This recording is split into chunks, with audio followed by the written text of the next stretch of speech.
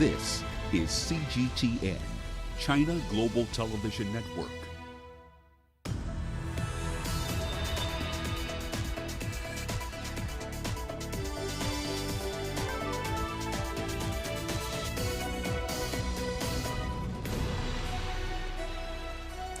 Hello there and welcome to Global Business Africa. We'll be giving you insight into Africa's business and financial markets. I'm Uche Okoronkwo, coming to you from Kenya's capital, Nairobi. Let's start with a look at the markets. Now, it has been a pretty volatile week for markets. Analysts say that's due to a lack of information about the Omicron variant of COVID-19. Globally, markets continue to seesaw as investors weigh the possible effects of countries imposing new travel restrictions. That's amid signs that the new strain may be more contagious than previous variants. Now, emerging market stocks extended a recovery from virus-driven losses.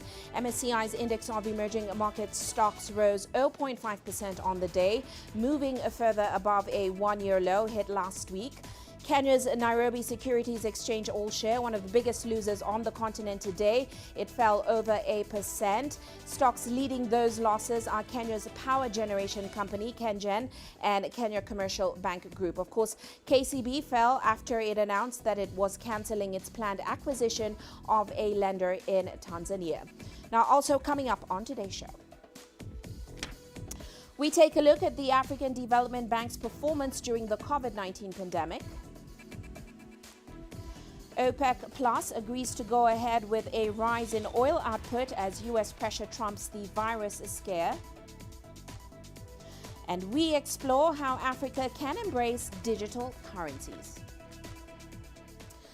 And we start off today's show in Angola. The Investor Support Office in the Luanda-Bengo Special Economic Zone has recently opened its doors to attract and assist potential local and foreign investors who are looking to get involved in Angola across a range of industries. Well, CGTN's Angelo Coppola has the story from Angola's capital. The investment office is a one-stop shop that eases the registration processes for foreign and domestic investors. It plays an important role in the attraction of new investment as well as in the support of current investors.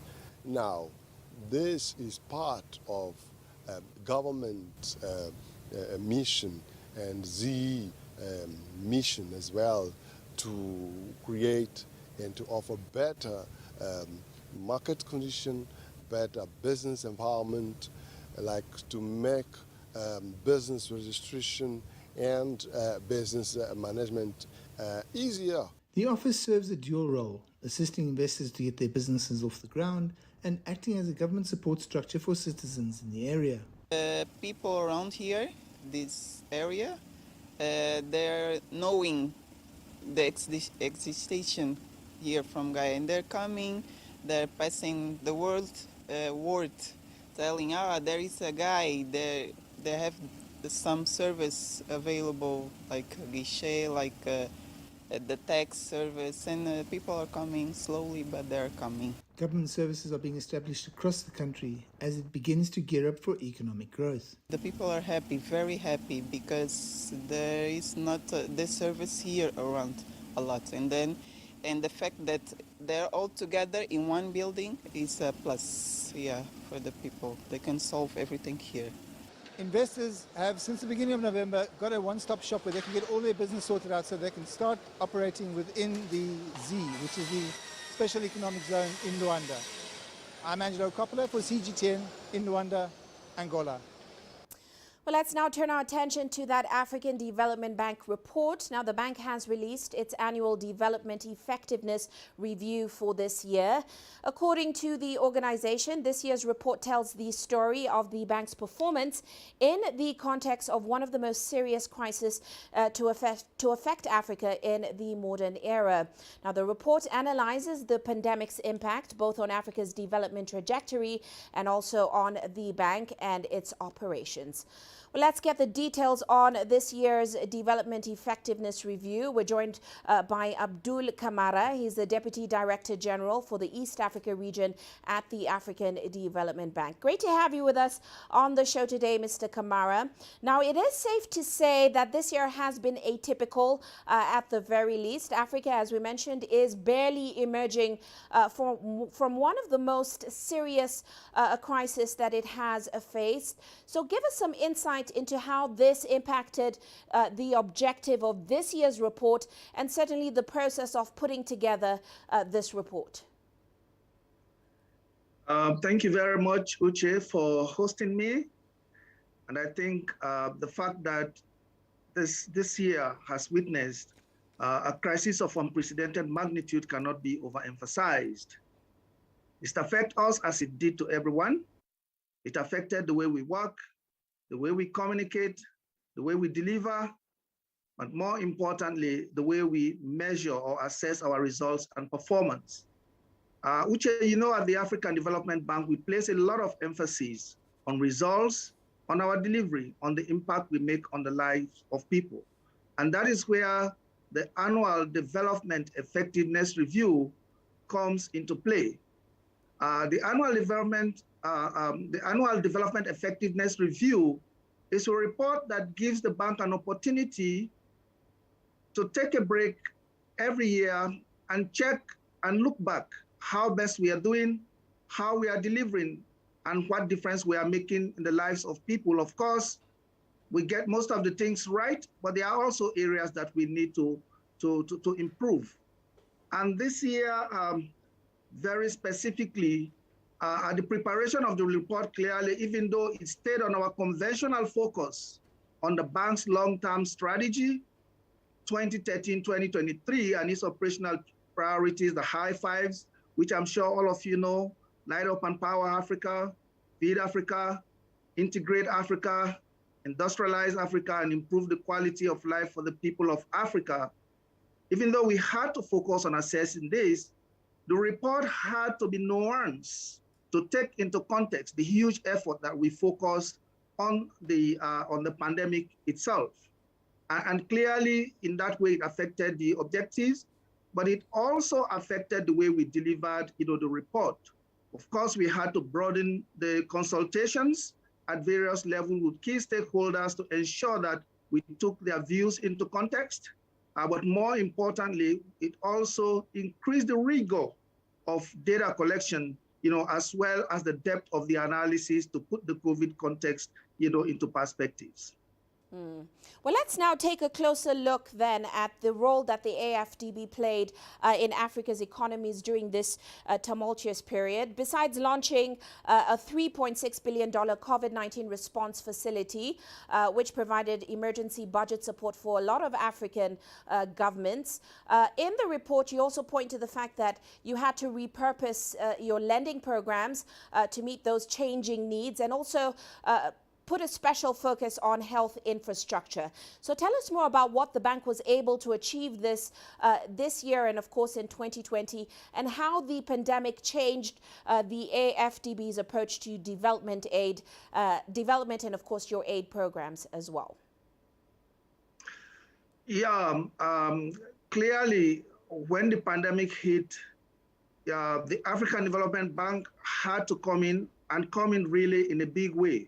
We must also commend the African governments for the bold steps that they took, because the pandemic had the potential, not only to significantly impact people's lives and erode their livelihoods, but to also roll back development gains that we had made over the past 10 years. As you know, the continent was on a positive growth trajectory.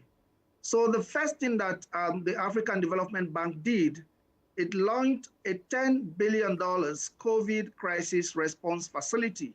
This facility was precisely meant to support the low-income economies, and the facility is from our concessional window, the ADF, so that countries can access grants, but also concessional loans to help boost their response to the crisis in three ways. Firstly, it boosted and supported the capacity of countries to strengthen their health systems. to contain the virus, and more importantly, it helped countries to sort of scale up social protection programs. These programs, of course, differed from country to country, but generally they entailed employment protection, unemployment benefits, cash transfers, subsidies of various types, and so on. But more importantly, support to put the economies afloat. In other words, to inject liquidity into the system. In Ethiopia, for example, in July last year, we approved $165 million grant, which helped the country to pump in $47 million through commercial banks to microfinance institutions to keep businesses afloat, but also to protect jobs. In Kenya, we pumped in $205 million and so on. So these are some of the responses that we did on that side. But of course, for the high-income economies as well, on the international market, we launched the world's largest ever US dollar denominated social bond, which is the $3 billion COVID social bond, which we launched on the London and Luxembourg stock markets, which really came in very, very handy to help countries to respond to the crisis. Indeed, this was very, very timely, and it was really well received, and it really received a lot of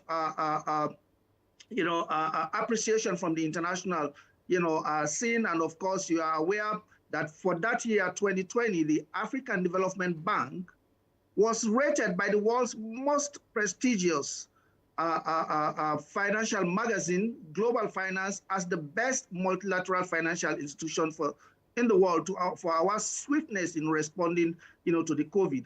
Of course, as I said earlier, beyond the COVID, we also stayed with some of our traditional, operations, but those had to be deferred. But I am happy to report that in spite of all of that, we were able to support businesses, especially micro and small businesses that made a revenue of about $2 billion, which helped them to stay focused, which helped them to weather the crisis, which also helped them to avoid massive job losses. Well, as you assess your scorecard for this year, what were some of the biggest challenges you encountered in the delivery of that support, and how have you addressed that? Yeah, well, I think when we talk of challenges, of course, the pandemic itself is the major challenge that we grappled with. It affected the way we do business. For example, on the side of the bank, and I'm sure it did to others, we had to work from home. Travel restrictions made us to postpone missions. When we finance, as I said earlier, we are looking for results. We have to travel. We go there, we verify. We build roads, power pools, hospitals, and so on. We have to go and verify. Those were not possible, so everything became online. But I'm happy to report that we were able to deliver fully. The second part of the challenge was precisely what I was talking about just now, the impact on the economies themselves. Countries had a widened fiscal deficit precisely because their expenditures, social expenditures, and shoring up the economy, increased at a time when revenues were going down due to COVID-imposed restrictions and due to the shrinking of economic activities. So these were challenges, but I'm glad to report that we surmounted those challenges. Of the $10 billion COVID response crisis facility, by February this year, 2021, we were able to roll out about $9 billion. And we were also able to co-finance, to mobilize co-financing of $1.3 billion and significantly brought down project implementation and project preparation costs significantly. So yes, it was a challenging crisis, but we were able to adjust to it. We were very, very nimble, and we were able to deliver effectively. Now, of course, realistically, this pandemic did threaten to undermine all the development gains Africa has made in the last decade, as well as some of the programs AFDB has put in place. So how would you sum up the development trends, especially in the East African region, in this post-COVID-19 period? Uche, I can't agree with you more. As I said earlier, but just to be specific, the pandemic plunged the continent into a recession, an economic contraction in 2020 of about 1.8% of GDP growth, contraction in GDP growth. So the East Africa region, interestingly, was the only region that stayed afloat. In other words, the only region that avoided the recession and posted a positive growth of about 0.4%. Clearly, this has to do with the sustained good performance of agriculture. It had to do with increased public spending in large-scale infrastructure. It also has to do with regional integration. We also project that the East Africa region will see a positive growth in 2021 of about 4.1%, which will remain positive in 2022, about 4.9%. In 2023, about 5.6 and so on. But of course, let me be quick to say here that there are downside risks to all of this, especially for the region. Firstly, most countries in the region are oil importing countries, and we see that oil prices are rising. So that is a risk right there. And also, structural transformation has been very, very slow, as we see. And also, we are seeing conflicts are also resurging. But more importantly, the vaccine inequity and the slowness in access to vaccines could lead to a situation where, all of this growth we are talking about may not be realized. And now with the risk of a new strain of virus, the Omicron, we don't even know how this will play out. But on the economic side as well, we see that East Africa, is posting, very alarming numbers of debt. The external debt, the public debt, for example, which was at 40% of GDP in 2011, about 63% in 2019, just pre-COVID, is now at about 73%, debt to GDP ratio. This is alarming. So we are bringing the attention of countries to this. We are working with partners on various fronts, technical assistance, capacity building dialogue, but also through our instruments. Of course, we are helping them to get access to concessional financing, crowding private sector investment.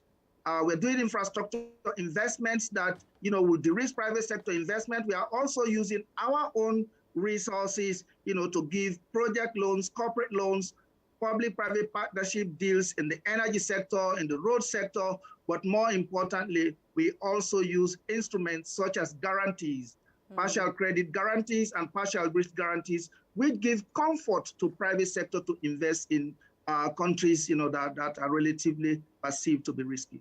All right. Well, we do have to leave it there, Mr. Kamara. Many thanks for your insights and for joining us on the show today. That, of course, is Mr. Abdul Kamara. He's the Deputy Director General for the East African region at the African Development Bank.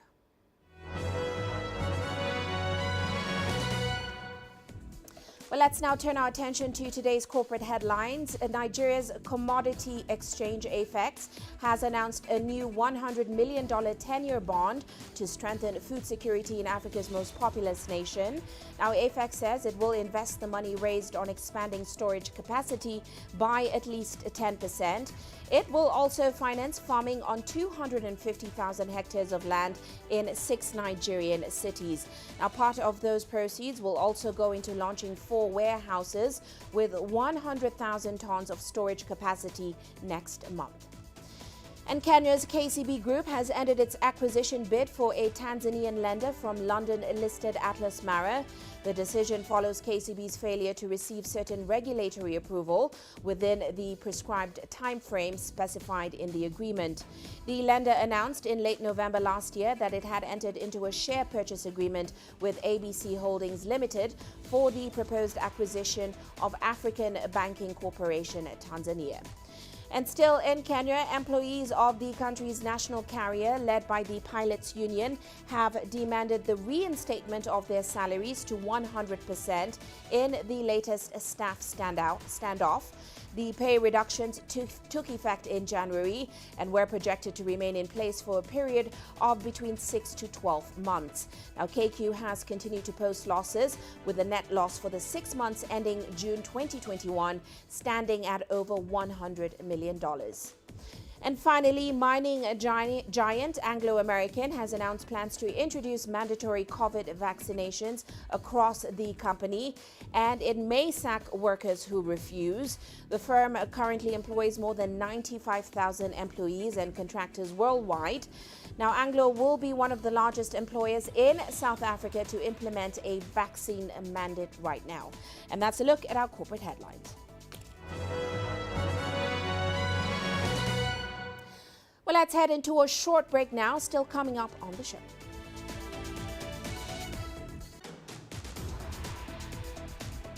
Post-COVID-19 development challenges top the agenda at this year's African Economic Conference. And South Sudan promises to protect the environment when extracting oil. The world economy as we know it is about to change. Global business reports highlight emerging markets, developing countries, and dynamic sectors worldwide. We feature top analysts and newsmakers to provide perspectives on every facet of business. From an on-the-ground perspective, we provide you with balanced and objective assessments. Fast, sharp, and insightful. Global business, only on CGTN.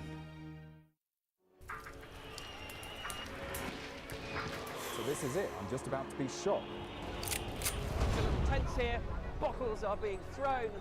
As they do so, there are about 3 critical bridges here in Malawi.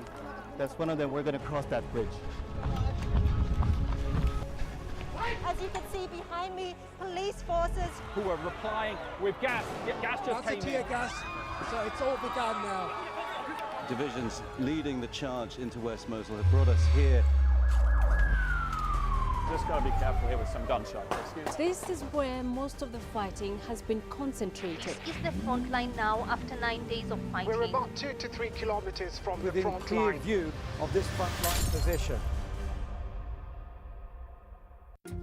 Africa is the nexus of enterprise, and global business will tell you why it matters. From the mega investment projects to multi-billion-dollar mergers and acquisitions. Africa today collects, just in terms of revenues from taxes alone, $545 billion a year. If you take 10% of that and you devote it to the energy sector, problem solved. All this on Global Business, weekdays at this time on CGTN.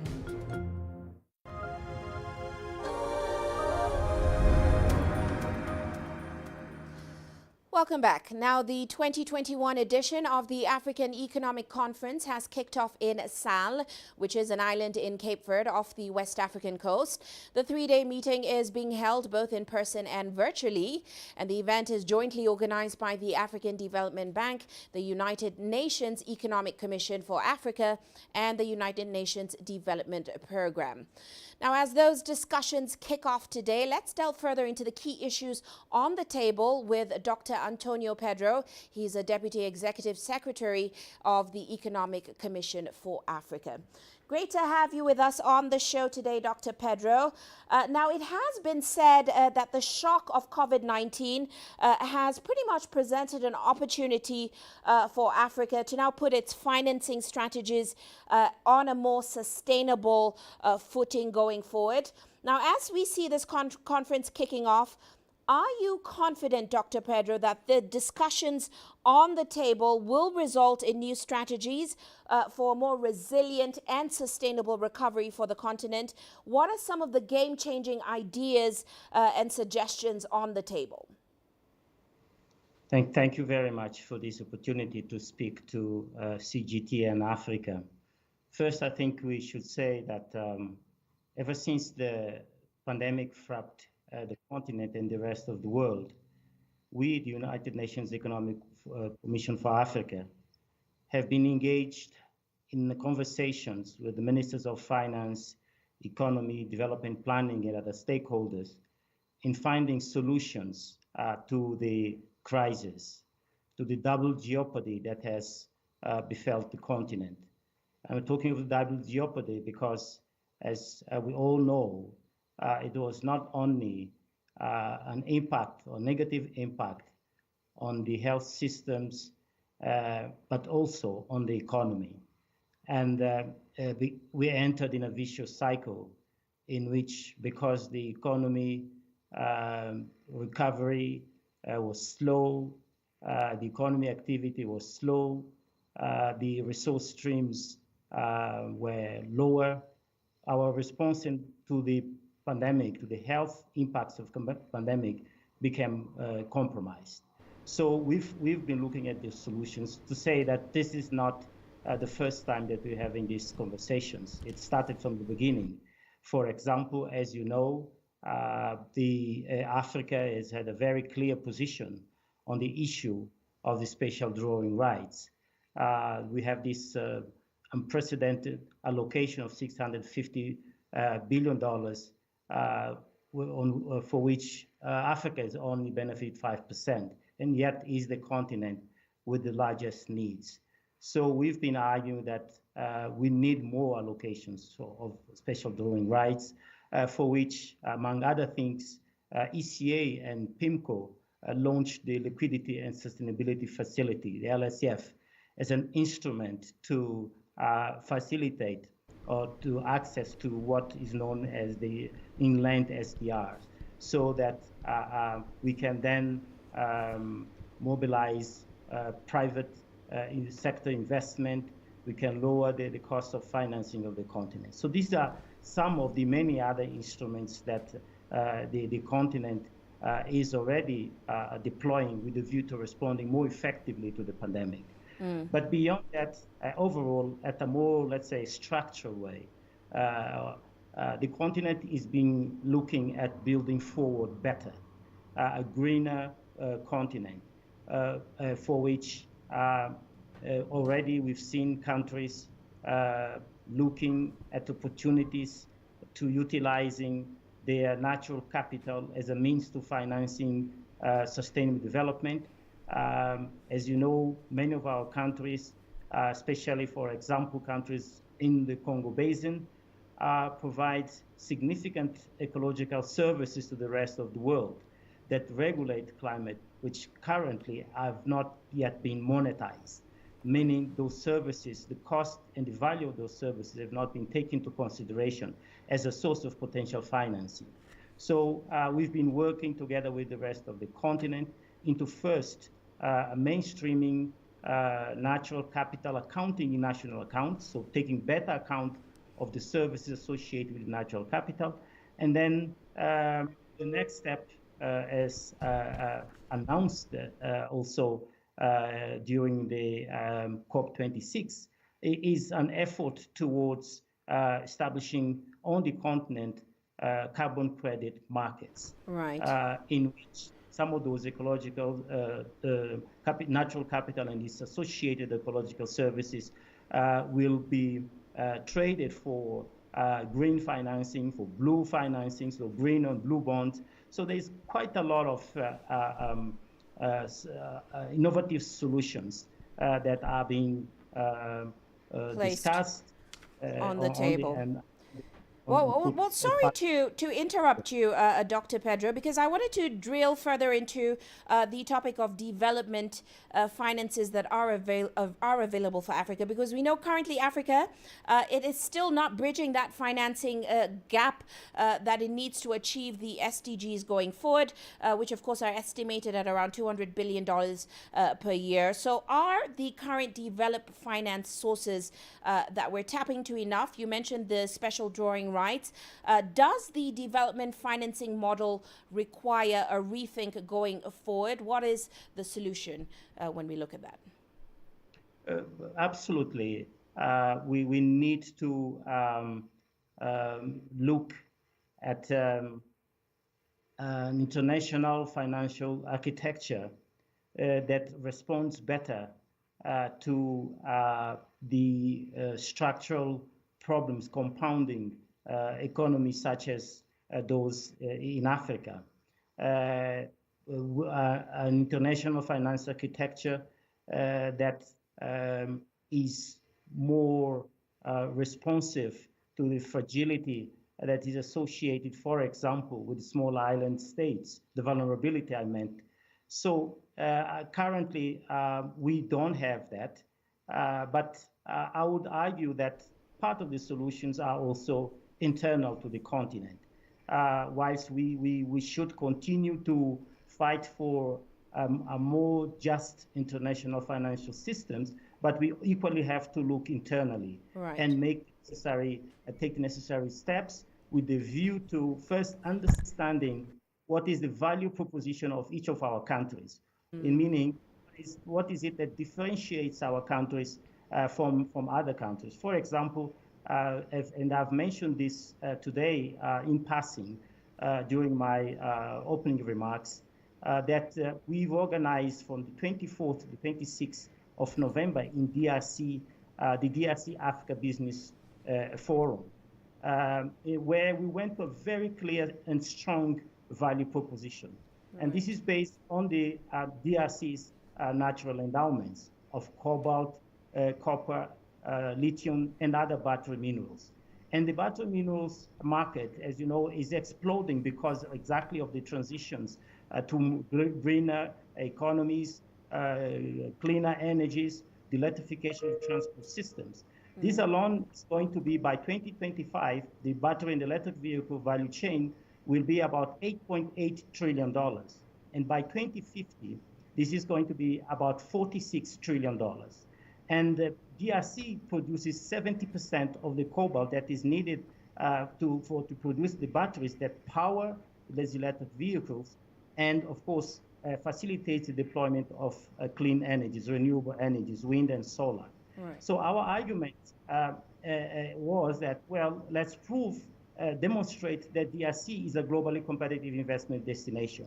So we've commissioned Bloomberg Nerve to do a study that has indeed demonstrated that producing battery precursors, the chemicals that go into the production of batteries in DRC, is 3 times cheaper than in the United States, and in China, and in Poland is about 2 times cheaper than producing in Poland. Right. In addition, this study has demonstrated that the carbon profile, the carbon emissions of DRC are 25% cheaper lower than in China. Meaning, therefore, that that DRC is a globally competitive investment destination to attract investments for the transitions.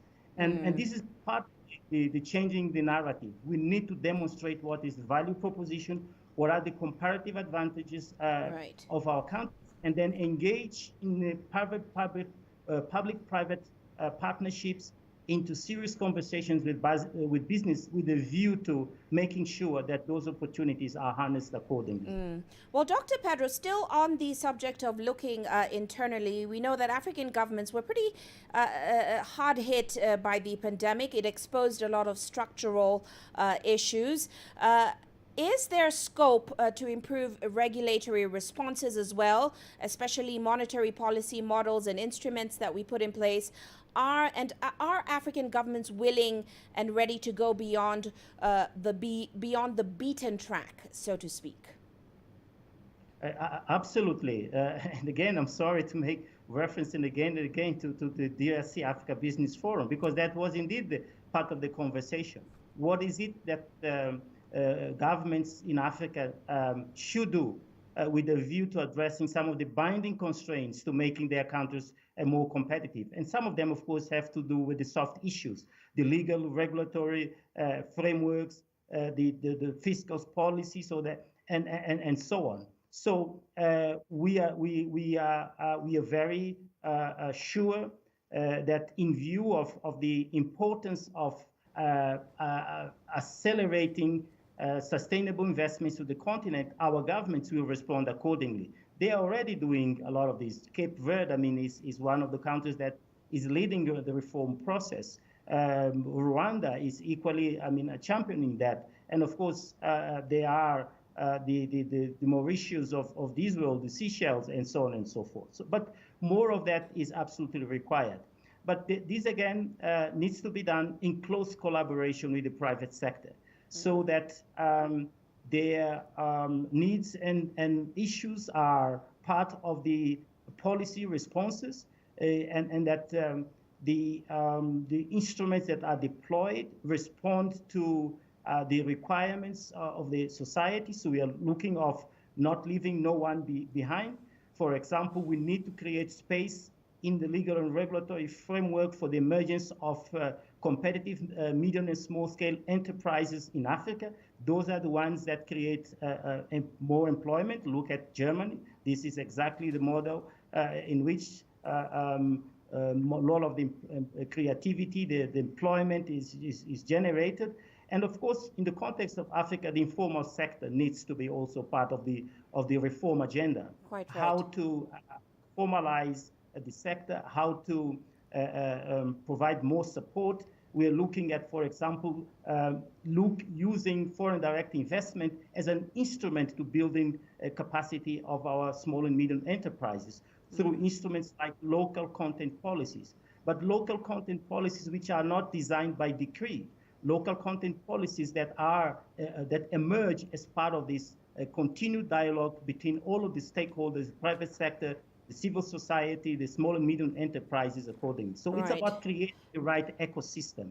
And we're already seeing this happening on the continent. So to say that, yeah, well, please, sorry, Dr. Pedro, I am running out of time, but I cannot end this conversation without talking about debt and Africa's growing debt burden. It's a huge issue for the continent.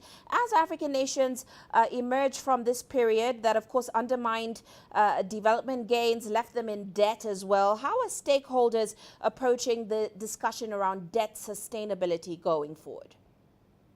Well, when we started this conversation, I've indicated, I've made reference to the efforts that we at ECA have been sort of championing to ensure that Africa would have common positions on some of those structural issues, including debt sustainability.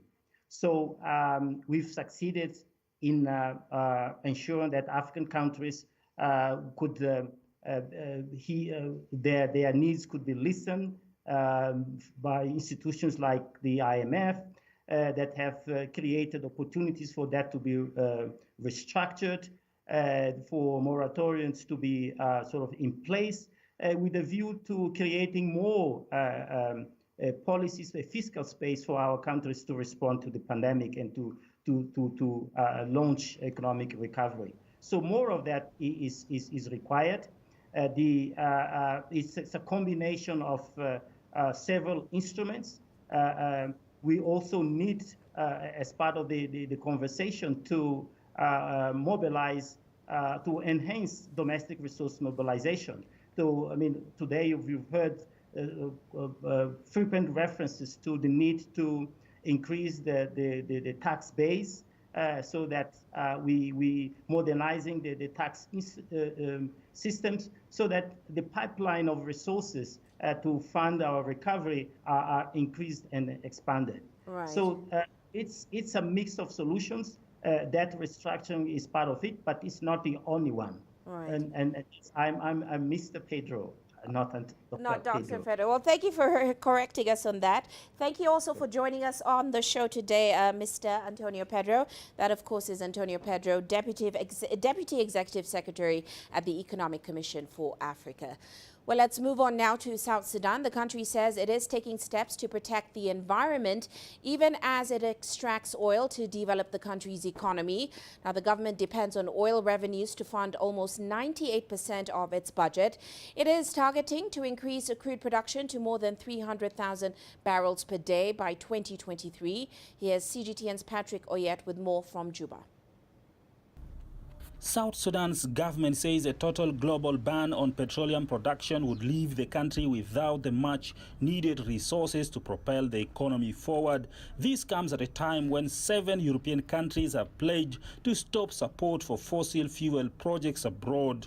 The Ministry of Petroleum, in collaboration with the Ministry of Environment and our developmental partners, has taken a significant step in maintaining the balance between the economic growth, developmental needs of this great nation through continuous extraction of hydrocarbon resources and the spirit of environmental stewardship. The effects of climate change resulting from activities such as oil extraction and the use of petroleum are not sparing South Sudan's environment. The United Nations reports that nearly 1 million South Sudanese people are displaced this year due to the flooding. Crops and livestock have been washed away as well, exacerbating an already dire food security situation. Water pollution from oil is also killing off livestock. We were engaging with the government, especially the Minister for Petroleum, that for any investment to happen in South Sudan, this investment must be able to generate income, which income needs to go and finance key service delivery sectors. And some of these issues we're talking about that are actually peace dividends, we need the investment to be able to go and build our roads. We talk about electricity, we talk about the health sector, we talk about the education sector. Much importantly, money must be earmarked for investment in agriculture. South Sudan's government says approximately 90% of the country's oil and gas reserves remain unexplored. The government is calling on foreign investors to a country that is already home to oil and gas majors from China and Malaysia. It says it has made significant progress in returning the country to peace and stability, and that should encourage investment in the petroleum sector. Patrick Koyet, CGTN, Juba, South Sudan. And on that note, let's take a look at commodity markets today and a look at the soft commodities. Cocoa prices climbing over 2%. Dealers say concerns that the latest coronavirus variant could stall a recovery in cocoa demand has put the market on the defensive. An expected drop in production this year, however, helped to underpin the market. Meanwhile, coffee prices also on the rise as the market for both Robusta and Arabica remains well supported by container shipping shortages and record high freight rates that are, of course, prompting consumers to dip into stocks to source supplies from the market. Well, let's take a short break now. Do stay with us. More for you after this. Change is on the horizon. Through the shifting of time, Africa's emerging tech landscape is creating new channels. There's a hunger for local African content globally. Shaped by innovation, carved out by a new generation of digital entrepreneurs, sculpted by a mobile revolution, and trickling down to the most remote corners of the continent. TechSpot is seeking out the new concepts in technology, disrupting Africa's traditional sectors. Business in Africa is at a crossroads. We celebrate those who are adopting and thriving despite the challenges, from grassroots to big businesses. Global Business takes you along for the ride as we track the making of a giant. Only on CGTN.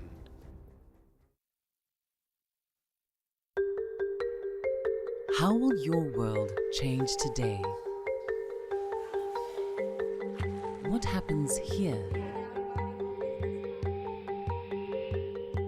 What happens there? Or what you make happen for yourself? If it matters to you, it matters to us too. Your stories are the stories that need to be told. Africa Live. Find your voice. I try to not let it affect me, but there are days when it does. I'm a human being, and to see patients in a hospital bed and their family members are not there, there's no one there to hold their hand, that human touch, you know?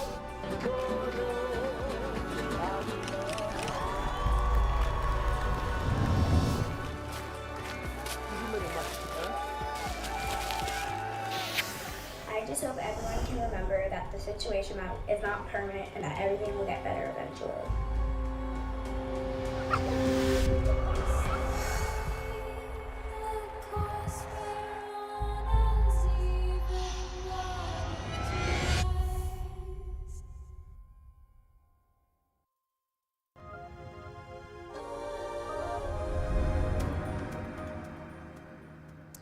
Welcome back. Now, as the OPEC Plus meeting closes today, the world's most powerful oil producers have agreed to increase oil production as planned in January.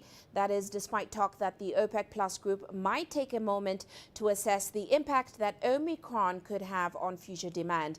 There had been speculation that the increase of 400,000 barrels per day would be put on hold. Here's our correspondent Johannes Piersberger with more. This has come as a bit as a surprise here at the Vienna OPEC headquarters, but in general at all international markets. The markets expected OPEC to continue with its policy of additional 400,000 barrels per day also in January, and they've taken another decision, a different decision.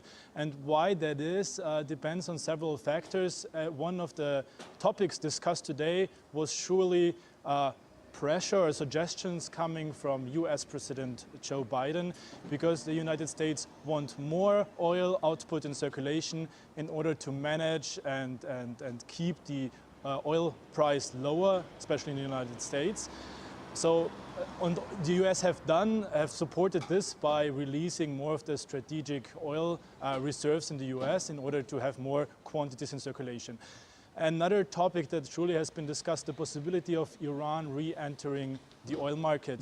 So there are several issues, and one can say that for now, for OPEC, the US demands have trumped fears of more problems and more lockdowns and more economic consequences of the Omicron coronavirus variant.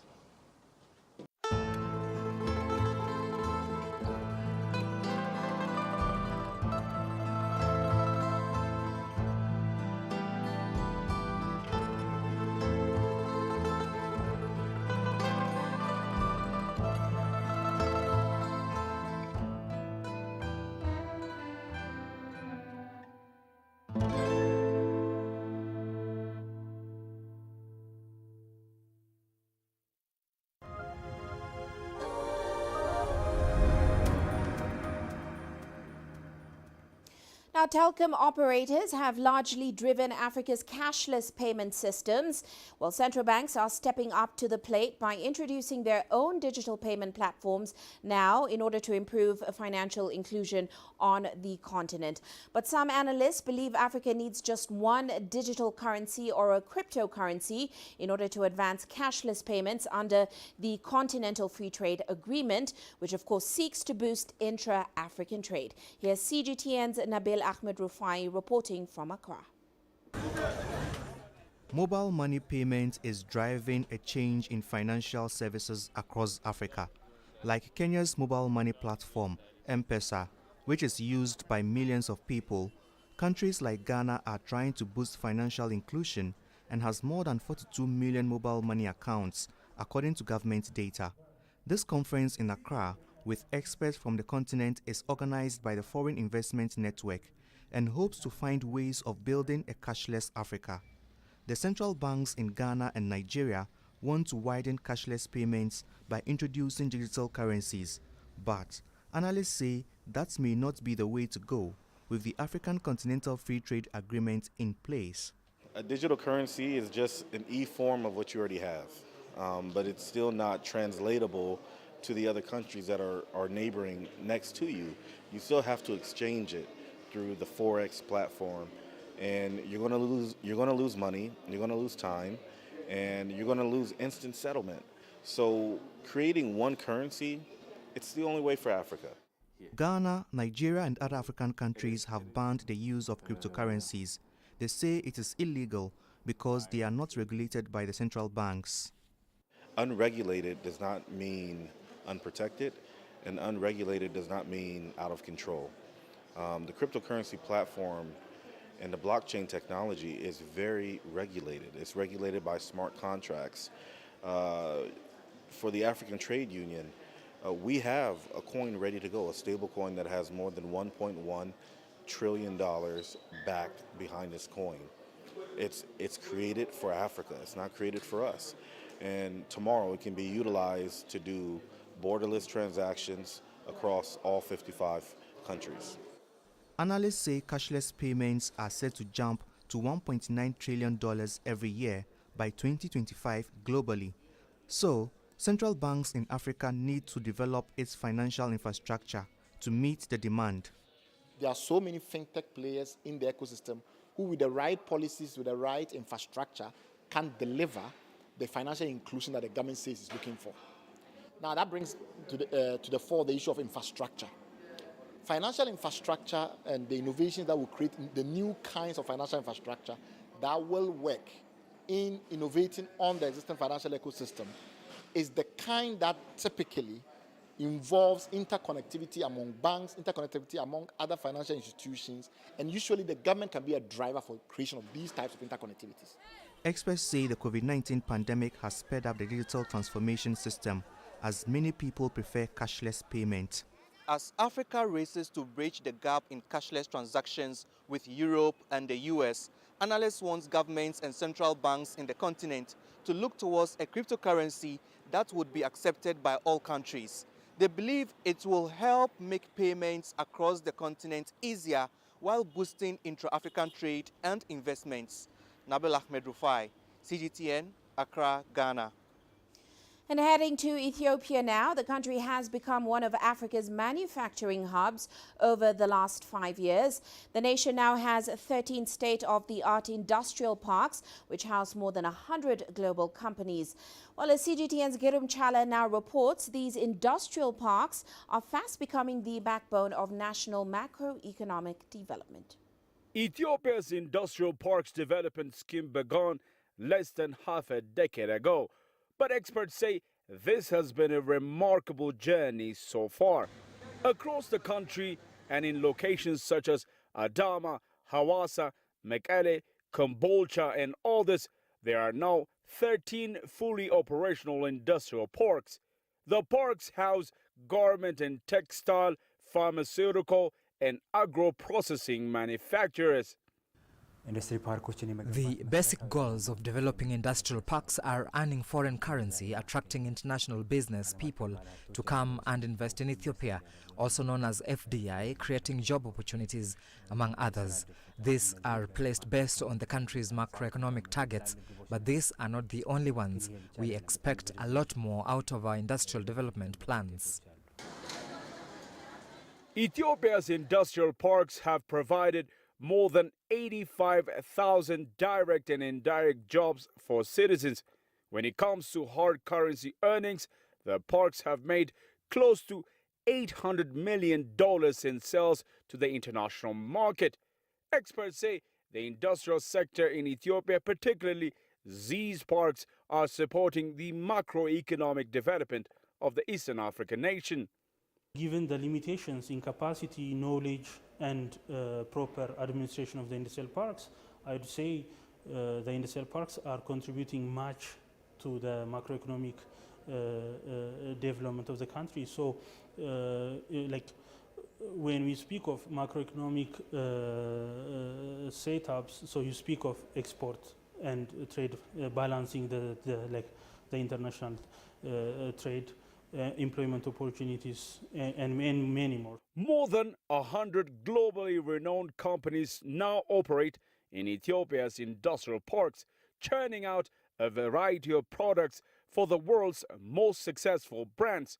Chinese, US, and Indian companies are the front runners on that list. The Ethiopian Industrial Parks Development Corporation, however, says the kind of contribution and positive impact Chinese companies are creating here is unmatched. When we look at the Chinese engagement in our industrial parks, it starts from the building of almost all big industrial parks across the country. They have also delivered in project management and other areas. There are so many other global investors in our parks, companies from Europe, the US, Asia, and of course, Chinese and Bangladeshi companies. And when you look at the ratio of participation, again, Chinese companies take the lion's share. This is not only about the number of Chinese companies, it is also their size. There is more good news coming from Ethiopia-China industrial development ties. Beijing will set up industrial capacity cooperation with Africa, promote clustering and synergy of cooperation projects and make them more advanced in industrial operations and more locally based. The COVID-19 pandemic and the current insecurity in the country's north have impacted Ethiopia's industrial parks significantly. Still, experts say they keep delivering despite the challenge. Thousands and thousands of Ethiopians are now changing their lives due to the industrial sector development in the country. From securing their livelihoods to skills and knowledge transfer, the industrial parks continue playing a crucial role in overall development. Grumjara CGTN, Addis Ababa, Ethiopia. And heading to Egypt now, the second edition of the country's Defense Expo just concluded in Cairo. Companies showcased the latest in weapons technology in land, sea and air defense. Held under the patronage of the Egyptian Armed Forces, the event was held at the International Exhibition Center with more than 30,000 industry visitors. The expo hosted more than 400 exhibitors from 42 countries, including American, British, German, French, Pakistani, Russian and Canadian manufacturers. This company is a Pakistani company. It is one of the largest Pakistani companies. Our specialty is technological advanced weaponry. And here you can see behind me, we have the drone, which is capable of engaging targets and carrying 2 weapons. So this is the flagship product behind me. It's called the Sharper 2. It can, with a laser-guided weapon, it can target static and moving targets. Among the exhibitors are defense companies keen to showcase new technology in defense and weaponry. Our company predominantly produces 5 main products, which is the Despot, the RS9 Vampire pistol, fuses, demining machine, and a line for the production of ammunition. The Despot itself is a fantastic vehicle. It has a custom-built chassis, which is modular, which means it can be modified. The just concluded event was inaugurated by Egyptian President Abdel Fattah al-Sisi and gave participating manufacturers the opportunity to bolster strategic partnership with authorities and companies. Beryl Oro, CGTN. And before we leave you today, here's a quick look at Africa's currencies. South Africa's rand bouncing back in early trade today. That's after again breaching that 16 rand per dollar mark in the previous session. As we see the Omicron coronavirus variant established itself as the dominant strain in South Africa. Now, traders say if evidence grows that the current vaccines will also work against the latest variant, the general risk-off bias towards the rand right now is likely to be short-lived. Well, that's it for this edition of Global Business Africa. Remember, you can send your feedback to the contacts on your screen. You can also follow us on our various digital media platforms. From me, Uche Okoronkwo, and the rest of the team, thanks for watching.